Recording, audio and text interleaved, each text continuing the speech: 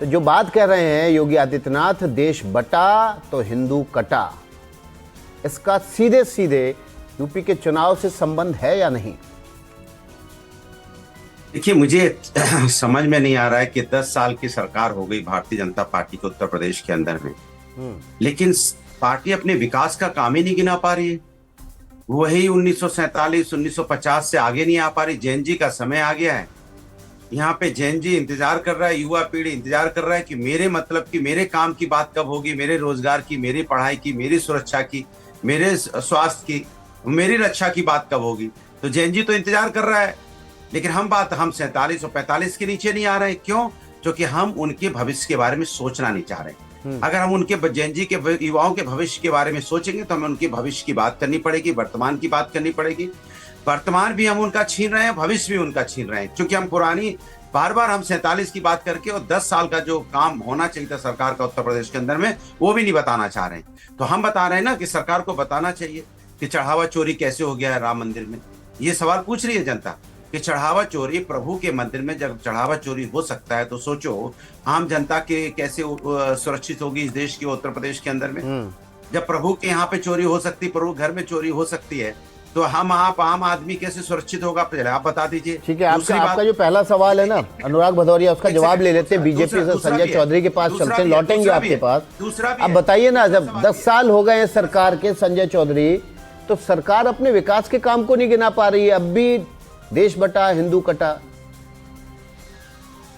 देखिए, सरकार तो अपने विकास के कामों को ही गिनाती है और सरकार अपने विकास के कामों के आधार पर ही उत्तर प्रदेश के अंदर तीसरी बार जीत के आने वाली है। लेकिन आज का दिन भारत के इतिहास का महत्वपूर्ण दिन है। और क्यों महत्वपूर्ण दिन है, मुझे ये बताने की आवश्यकता अगर आए तो मुझे लगता है कि ये तो समाजवादी पार्टी पर भी तंज होगा और लोहिया पर भी तंज होगा। लोहिया भी कहा करते थे कि भारत, बांग्लादेश और पाकिस्तान का एक महासंघ बनना चाहिए। वो भी इस विभाजन के विरोधी थे। और आज के दिन अगर विभाजन की बात हो रही, विभाजन क्यों हुआ, करने वाले कौन है, और जो विभाजन इस देश के अंदर झेला, जिसने इस त्रासदी को झेला, उसने क्यों झेला, और सबसे ज्यादा जो झेला वो इस देश के हिंदू समाज ने झेला। सत्य को तथ्य के आधार पर आज मुख्यमंत्री योगी आदित्यनाथ जी ने सामने रखा है। कुछ लोग सत्य से भी मुंह चुराते हैं और तथ्य से भी मुंह चुराते हैं, तथ्य से भी मुंह चुराते हैं। आवश्यकता भविष्य की भी है, वर्तमान की भी है, इतिहास से सबक लेने की भी है कि देश आगे तभी बढ़ेगा जब अपने अतीत में की गई इतिहास की भूलों से सबक लेगा। और जो भी समुदाय, जो भी कौम, जो भी देश अपने इतिहास में की गई भूलों से सबक नहीं सीखते, वो मिट जाया करते हैं। और इसीलिए अगर आगे बढ़ना है तो इतिहास में हुई भूलों को सबक के रूप में स्वीकार करना चाहिए। आज उन्हीं का योगी आदित्यनाथ जी ने ध्यान दिलाया है। तो आपका इशारा कांग्रेस की तरफ है, तो चलिए कांग्रेस के वैभव त्रिपाठी हमारे साथ जुड़े हुए हैं। संजय चौधरी जी, उनका रुख कर लेते हैं। अब देखिए ना वैभव त्रिपाठी जी, इतिहास से आप सबक नहीं ले रहे हैं, ऐसा कह रहा है बीजेपी का। आप भूल में सुधार नहीं कर पा रहे हैं और इसलिए आप धीरे धीरे इतिहास से मिटते चले जा रहे हैं। इतिहास से तो हमको कोई मिटा नहीं सकता, क्योंकि इतिहास में अंग्रेज कांग्रेस को मिटाना चाहते थे, वो खुद मिट गए, कांग्रेस नहीं मिटी। और जब बात ये कहते हैं कि इतिहास से सबक लेना है, जब 47 में आप पहुंच जाते हैं तो आप क्यों नहीं इस बात को याद कर पाते हैं कि टू नेशन थ्योरी किसने दी? सावरकर ने दी। जिन्ना के साथ नॉर्थ ईस्ट, सिंध और बंगाल में सरकार किसने बनाई? हिंदू महासभा ने बनाई, श्यामा प्रसाद मुखर्जी ने बनाई।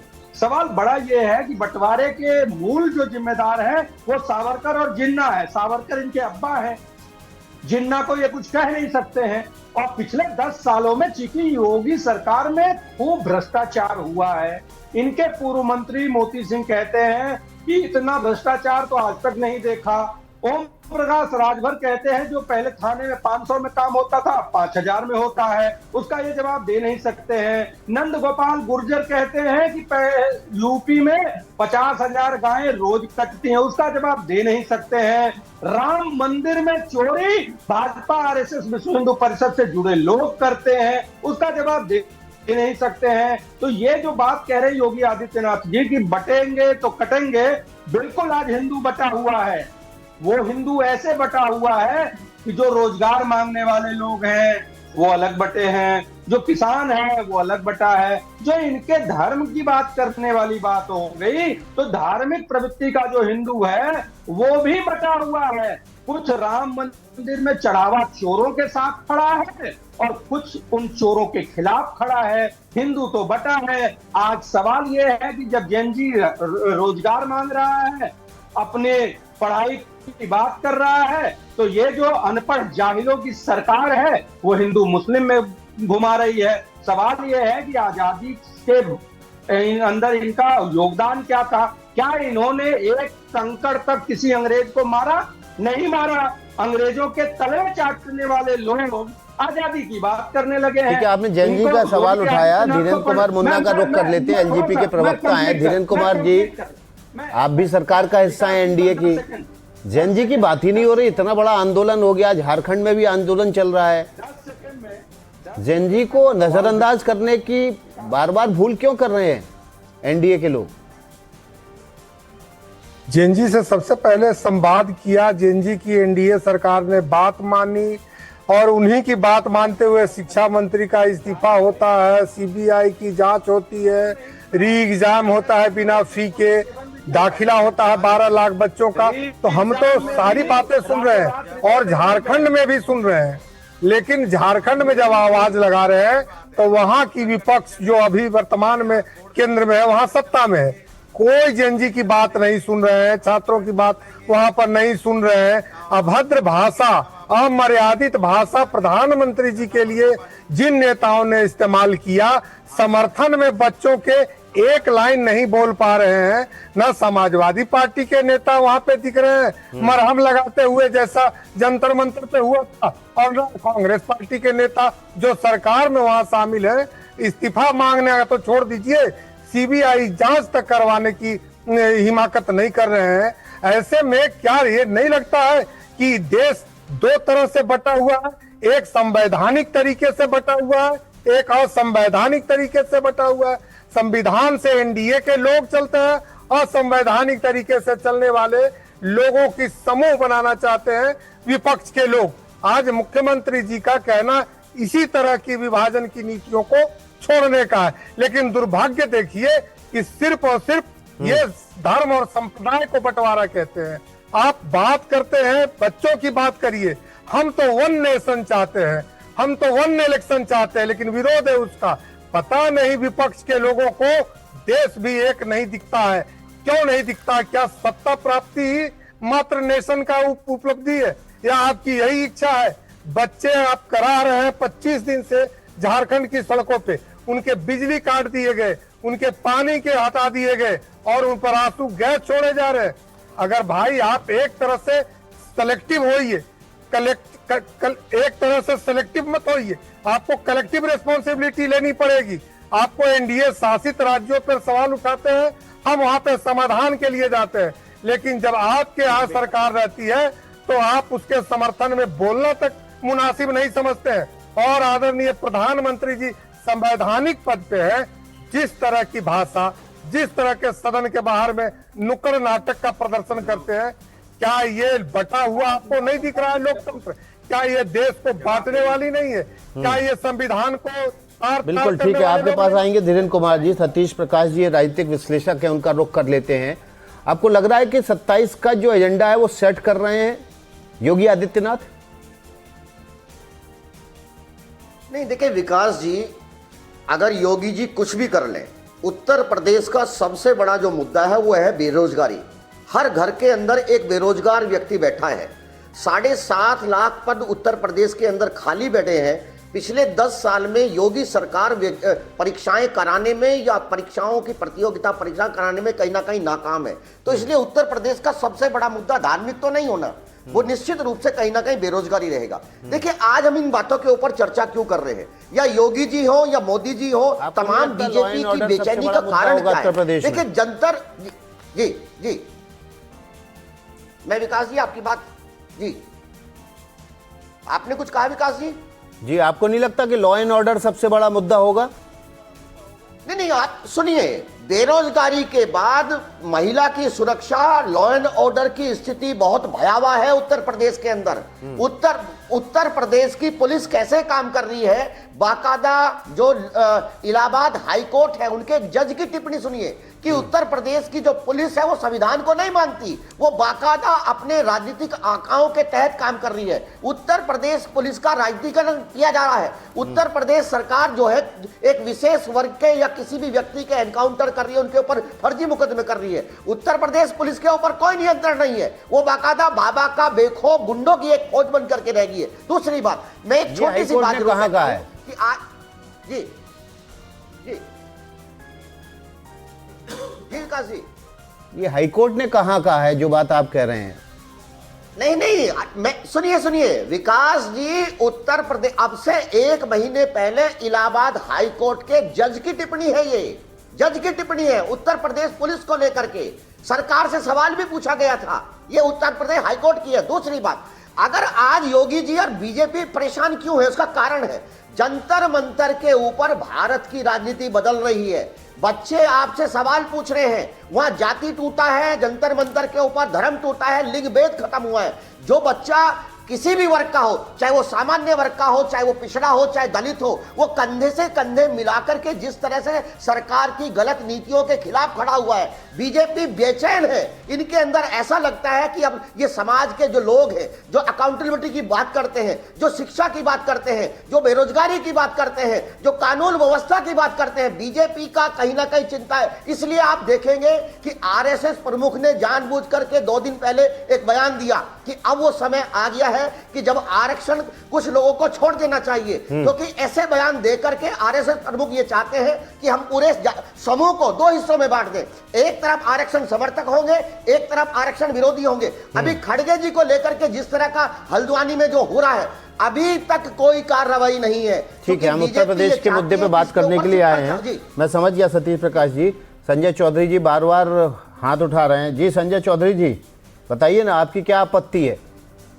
देखिए, हमारी आपत्ति सब यही है कि वो भूल गए ये वो उत्तर प्रदेश हुआ करता था जिस उत्तर प्रदेश के अंदर दलितों की सबसे बड़ी नेता को सरेआम स्टेट गेस्ट हाउस के अंदर उसकी इज्जत के साथ खिलवाड़ किया जाता था, और हमारे राजनीतिक विश्लेषक उसको भूल जाते हैं। वो क्यों भूल जाते हैं? इस कश्मीर को क्यों भूल जाते हैं कि जहां दलितों के लिए सरकारी नौकरी में कोई व्यवस्था नहीं थी, राजनीतिक विश्लेषक उसको भूल जाते हैं। हमने धारा 370 हटाकर वहां के दलितों को स्वाभिमान के साथ मेन स्ट्रीम में लेकर आए हैं, जो विभाजन विभीषिका का सबसे बड़ा अभिशाप झेला था। और रही बात जनजी की, तो देश के अंदर सबसे पहले योगी आदित्यनाथ जी ने इस जनजी के लिए नई युवा नीति को बनाने की बात की है, युवा आयोग को बनाने की बात की है।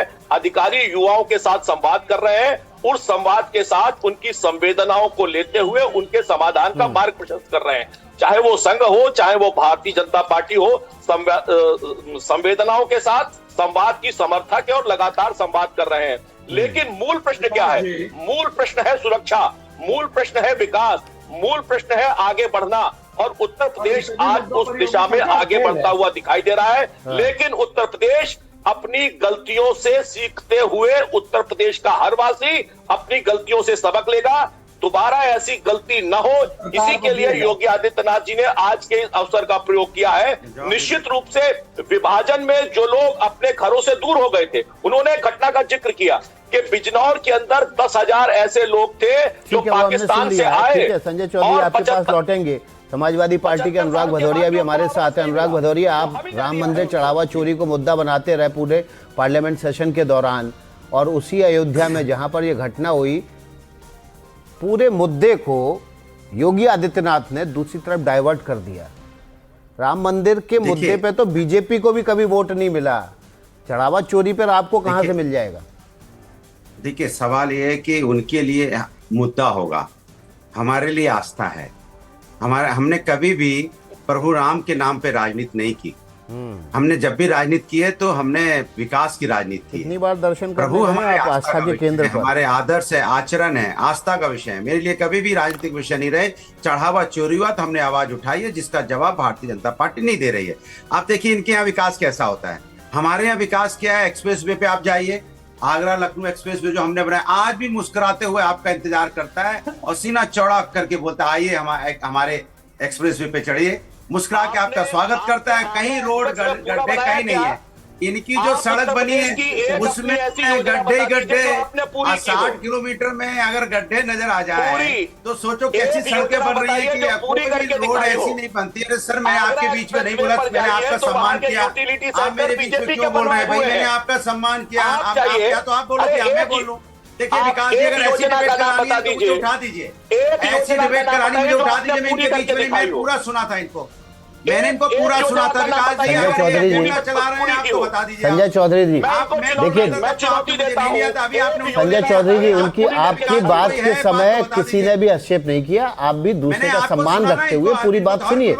बीच में टोका टोकी करेंगे तो ना आपकी बात जाएगी ना उनकी बात जाएगी। इतना समय दिया गया, आप अपनी बात नहीं रख ये मंच विचार के लिए है, संसद भवन मत बनाइए कृपया। यहाँ पर एक दूसरे की बात सुनिए। समाजवादी पार्टी एक योजना बता दे। संजय चौधरी जी, आपने उनको पूरा टाइम दिया था। संजय चौधरी जी, संसद भवन मत बनाइए, हंगामा मत करिए, विचार रखिए, विचारवान बनिए। चलिए अनुराग भदौरिया, आप अपनी बात जारी रखिए। देखिए अब आप पूरा देश ने देख लिया, सबने इनको सुना। जैसे ही मैंने पोल खोली है बिलबिला उठे। अच्छा, आप एक सवाल टाल गए मेरा। आपने कहा कि राम मंदिर आपके लिए आस्था का विषय है। कितनी बार दर्शन करने गई आपकी पार्टी के प्रमुख नेता आप? अब मैं बता रहा हूं ना आपको। देखिए भारतीय जनता पार्टी क्यों राजनीति करती है प्रभु के नाम पे? प्रभु मन मंदिर में है, प्रभु कण कण में है। सवाल पूछ रहा हूं, वो आप क्यों टाल रहे हैं ये बताइए ना। बता रहा हूं मैं, उसी की बात कर रहा हूं। हाँ। प्रभु मन मंदिर में है, गरीब की कुटिया में है, गरीब के कैलेंडर जहां टंगा होता है उसमें भी प्रभु को गरीब खोज लेता है। इसलिए अच्छा। प्रभु के आदर्श आचरण और प्रभु को मानने वाले लोग हैं। तो मंदिर बनाने की आवश्यकता नहीं है, तो हम आवाज उठाएंगे। अब प्रभु तो मंदिर बनाने की आवश्यकता नहीं है। नहीं तो हमने तो कितना भव्य मंदिर बनाया है, केदारेश्वर मंदिर। तो जब मन मंदिर में है, क्या मैं उस पर राजनीति करता हूँ? अरे जब मन मंदिर में है तो फिर मंदिर बनाने की आवश्यकता क्यों है? सुनिए ना, हर घर में मंदिर है, हर घर में मंदिर है, हर व्यक्ति पूजा करता है। क्या हम इस पे राजनीति करते हैं? अच्छा ये बताइए, मंदिर इतना बड़ा कब दर्शन करने कब जाएंगे समाजवादी पार्टी के लोग राम मंदिर पर? सुन तो लीजिए, मेरा सीधा सा मानना है। अरे कोई प्रण लिया है आपकी पार्टी के अध्यक्ष ने, आपकी पार्टी के शीर्ष नेतृत्व ने, कि जब उत्तर प्रदेश में सरकार बन जाएगी तभी दर्शन करने जाएंगे रामलला के, ऐसा कुछ है क्या? आ गए अभी।